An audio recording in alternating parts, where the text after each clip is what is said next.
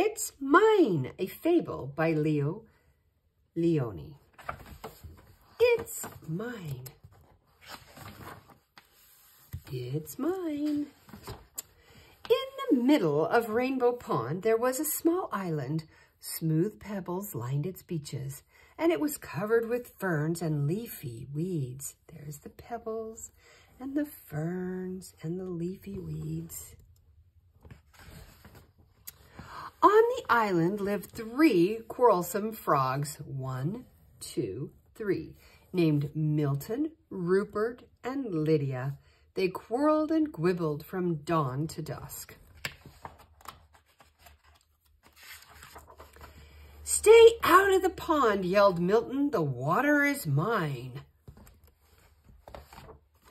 "Get off the island," shouted Rupert. "The earth is mine." "The air is mine," screamed Lydia, and she leaped to catch a butterfly, and so it went. One day, a large toad appeared before them.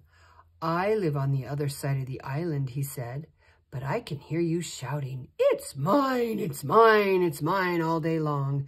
There's no peace because of your endless bickering. You can't go on like this."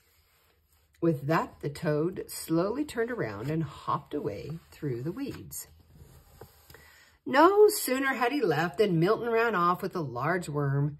The others hopped after him. "Worms are for everybody," they cried. But Milton croaked defiantly, "Not this one, it's mine."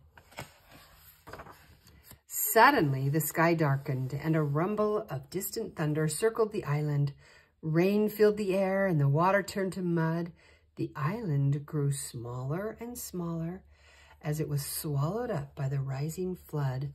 The frogs were scared. Desperately, they clung to the few slippery stones that still rose above the wild, dark water. But soon, these began to disappear. There was only one rock left, and there the frogs huddled, trembling from cold and fright.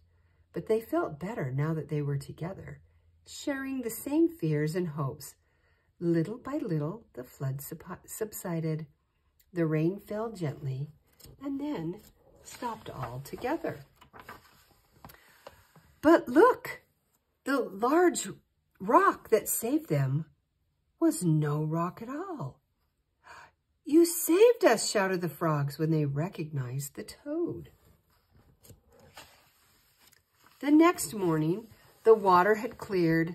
Sun rays chased silver minnows on the sandy bottom of the pond. Joyfully, the frogs jumped in, and side by side, they swam all around the island. Together, they leaped after the swarm of butterflies that filled the air. And later, when they rested in the weeds, they felt happy in a way they had never been before. "Isn't it peaceful?" said Milton. "And isn't it beautiful?" said Rupert.